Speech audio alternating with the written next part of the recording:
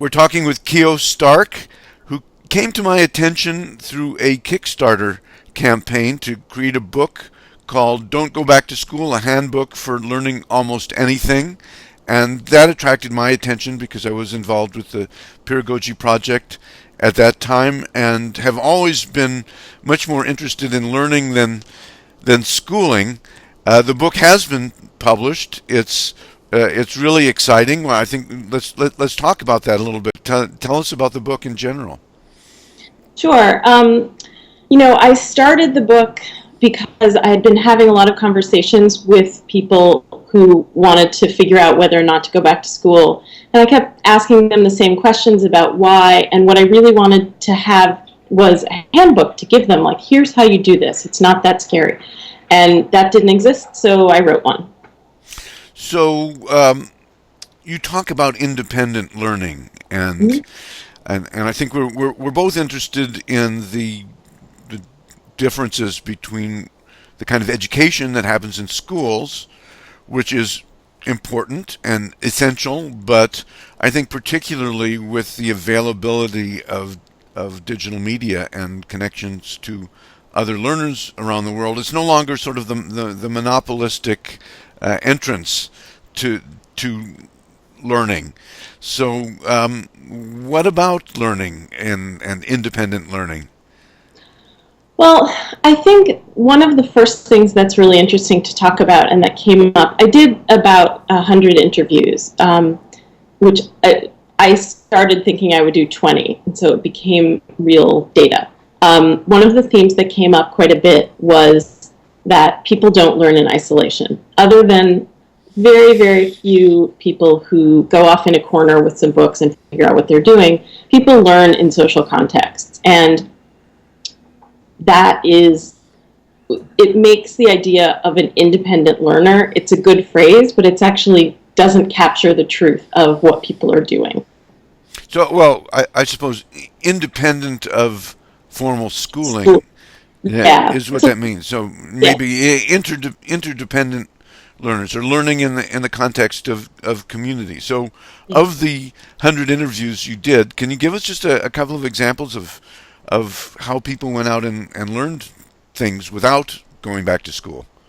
Yeah, there's a few of my real favorites. One is a woman named Molly Danielson in Portland, Oregon, who she wanted to start a business that she would be excited about working on, and she came to the idea, she's very passionate about the environment, so she wanted to invent ecologically appropriate sanitation, so porta potties that aren't harming the environment. And she's in Portland because it was the most eco-sanitation friendly city in the country. And she landed there knowing not so much, started doing research on policy, on science, and she got involved with, there was a small community of people that she found, and that was so helpful that she started a salon to talk about all these issues, and it was weekly, and she got people together and she spread the word.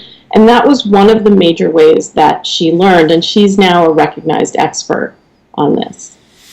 Well, what about the role of digital media in this kind of interdependent learning? What's interesting to me is that in most cases, uh, digital and in person are also interdependent. So one of the things Molly did was she was able to reach out to experts all over the world. And this is a very common theme as well, that experts are actually accessible to you. You don't have to be in college or to be a graduate student. People want to talk about what they're passionate about. So for Molly, it was a combination of reaching out to people all over the world and being able to ask them simple questions, technical questions, legal questions, and to bring that back to the group and share with them and learn what they knew about. How do people go about making a plan to learn what it is that they want to learn? And getting your book is a good way to go. In general, there are all of these uh, resources available, but where do you start? How do you organize it? That's a great question. And I think the first thing to say to that is that people start in all different places. So for some people, particularly people who haven't done this before, haven't learned outside of school, one of the places to start is to go find a syllabus. And the open courseware that's available is amazing for that. The videos that are available for that are less well produced than something like Coursera. You can sign on for a class in Coursera to get the basic the basic path to follow. And the point of that is that you're someone who's looking for a path. So you do what school does, but you do it on your own. You do it with autonomy. You may find other people to do it with you. You may, for each week of the syllabus, you may reach out to a friend who has more knowledge about that than you do. But the idea is that you're learning in a very school-like pattern. For other people, and this is for many of the people who were independent learners for a long time, they get curious about something basically in the middle of it and start to branch out into, well, what do I need to know to understand this thing that I'm really curious about? And for those people, that kind of slightly chaotic structure means it takes longer, but they feel like they get a much deeper understanding of the subject because they're understanding everywhere that it comes from. And that's another place to start, basically, is plunk in the middle of what you're interested in.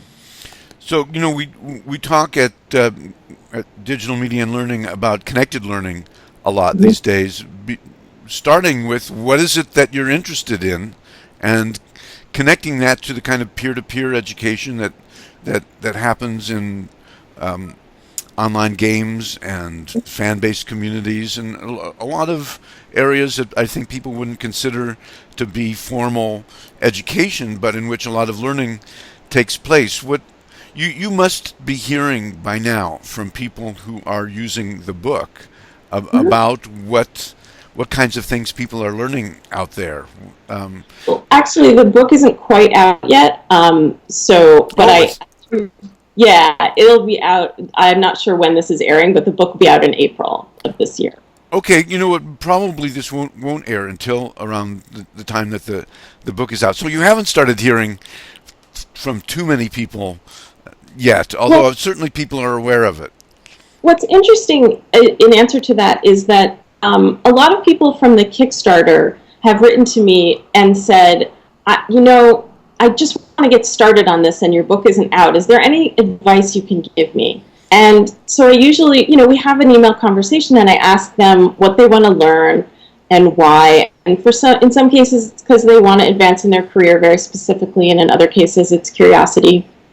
And I ask them, I generally give them a lot of advice that's, from the book, and here's how to start and find other people. And they write back to me and they say, yeah, I'm doing those things actually. And all they really need is the validation that this is a method that other people are using and that it can get them to where they want to be.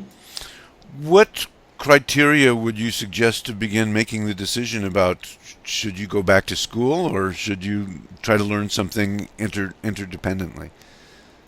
I think the first filter is whether or not if you're learning because of your career, then you have to check and see if it's what's called a protected title profession, which means you have to have a license, and to take the licensing exam, you have to have a degree. So those are like medical professions where pretty much all of us wouldn't necessarily want a doctor to be treating us who had never had any experience giving a shot, for example. So if what you're doing is not a protected title profession and it's something in your career, then go ahead and get started and be aware that one of the places you're going to get the most opportunity towards jobs is going to be from the community you find. And you get that partially by being connected and partially by sharing yourself. And so if you're a useful part of the community, you're sharing and you're learning, then people are going to be much more likely to want to help you. One of the things I like most about your book is that it offers an alternative vision to the one that I think is getting the most publicity these days, which is the kind of the latest version of let's throw technology at the problems of education and hope it solves it. And I think there are very many useful uh, future developments coming from using things like online lectures and automatic tests to scale up the kind of, I guess, traditional factory education that was previously limited to people who could afford to go to a brick and mortar school. And so, I think that's a great thing. But Yeah. it's not really a new vision. It's a vision of using new technology to kind of put an amplifier to the old vision of the teacher standing up and lecturing, and then you take tests. Um, what can you offer as an alternative vision? That your book is kind of a keyhole into a world that I think exists to a large extent that hasn't been really publicized now. A lot of people are out there learning, and Yeah. more so in the future.